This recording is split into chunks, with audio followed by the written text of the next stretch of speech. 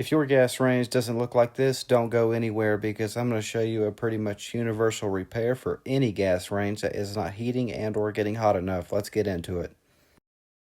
Very common issue for almost all gas ranges that do not have spark igniters but have the glow igniters, which is the majority of them, is either a weak igniter or an igniter that has a broken circuit and it's not getting hot at all.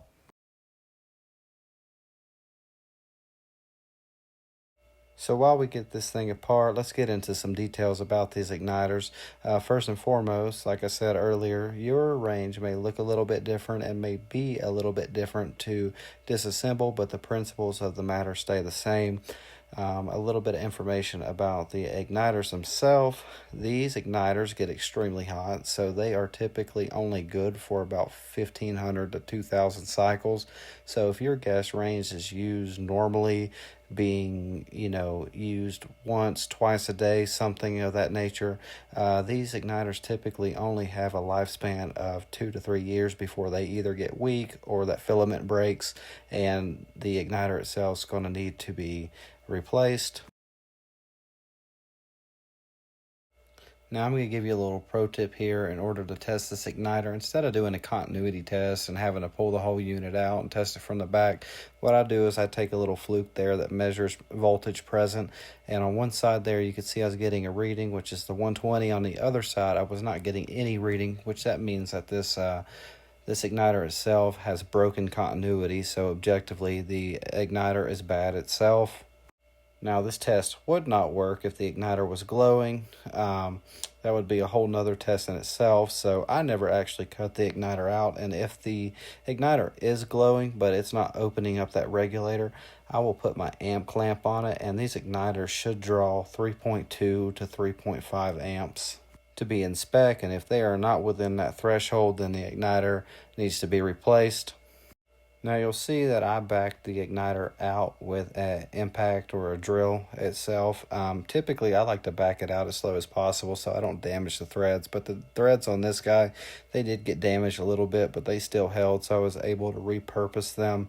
If you do damage them, you can put in a bolt or something of that nature to get this guy back in order, no big deal.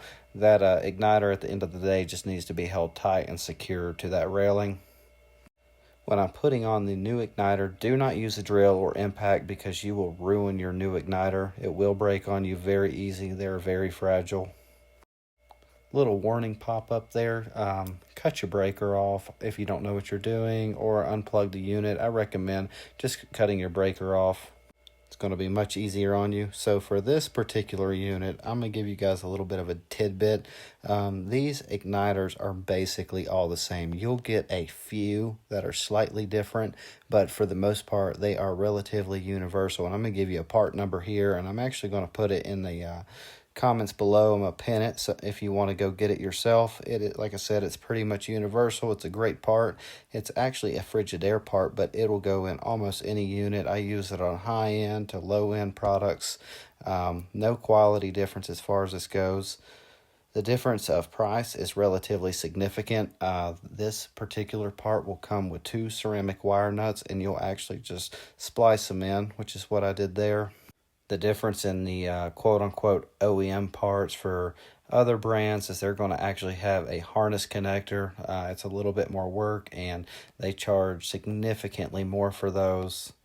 Like I said, there is no quality difference. If there was, I definitely wouldn't do it this way. I would absolutely just get the OEM one, but they all come from the same factory. It's the same thing, just with a different harness on the back. Now we're getting a quick test in. Igniter is glowing, pulling amps, and it did ignite, so we are good to go. Guys, if this video helped you at all, would you please like the video and subscribe to the channel? If you have any suggestions, leave them in the comments. Help me get my content out there. It helps me help you. I enjoy making content for you guys. Other than that, take it easy. Have a good one.